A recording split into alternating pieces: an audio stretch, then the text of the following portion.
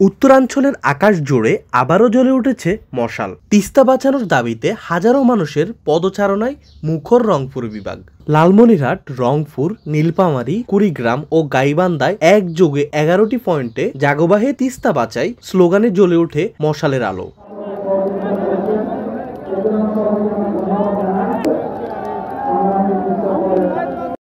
আন্দোলনের প্রধান সমন্বয়ক বিএনপির কেন্দ্রীয় সাংগঠনিক সম্পাদক অধ্যক্ষ আসাদুল হাবিব দুলু আনুষ্ঠানিকভাবে এই কর্মসূচির উদ্বোধন করেন। দুলু বলেন, তিস্তা শুধু উত্তরাঞ্চলের নয়, বাংলাদেশের অর্থনীতির প্রাণ। তিস্তা মহাপরিকল্পনা অবিলম্বে বাস্তবায়ন করতে হবে। জনগণ এখন ন্যায্য অধিকার আদায়ে রাস্তায় নেমেছে। তিস্তা নদী রক্ষা আন্দোলনের সূচনা হয়েছিল 18 ফেব্রুয়ারি, আর সময়ের সাথে তার ঢেউ এখন আরো তীব্র। 130 কিলোমিটার দীর্ঘ এই নদী ভাঙনে ক্ষতিগ্রস্ত লাখো লাখো মানুষের জীবন ও জীবিকার প্রশ্নে পরিণত হয়েছে।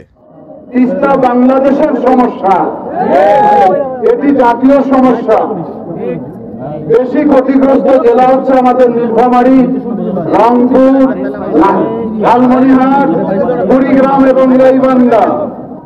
সেই 130 কিলোমিটার বিস্তৃত এই নদী আমাদের 5 জেলার বুক ছিনিয়ে গেছে। এই তিস্তা একসময় আমাদের মায়ের মতো ছিল। তিস্তা পরে সমৃদ্ধ অঞ্চল ছিল এক সময়। সেই তিস্তা এখন আমাদের দুঃখের কারণ হিসেবে দেখা দিয়েছে।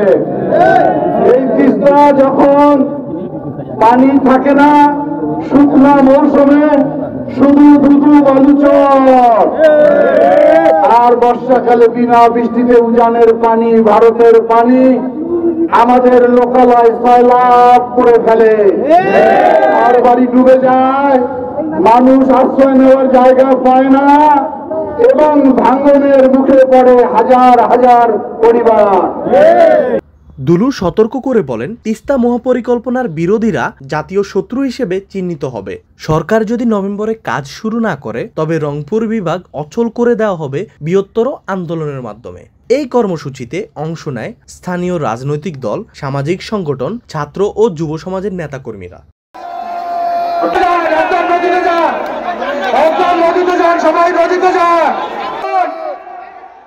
তাদের স্লোগান, জাগবাহে তিস্তা বাঁচাই, তিস্তার ন্যায্য হিস্সা চাই।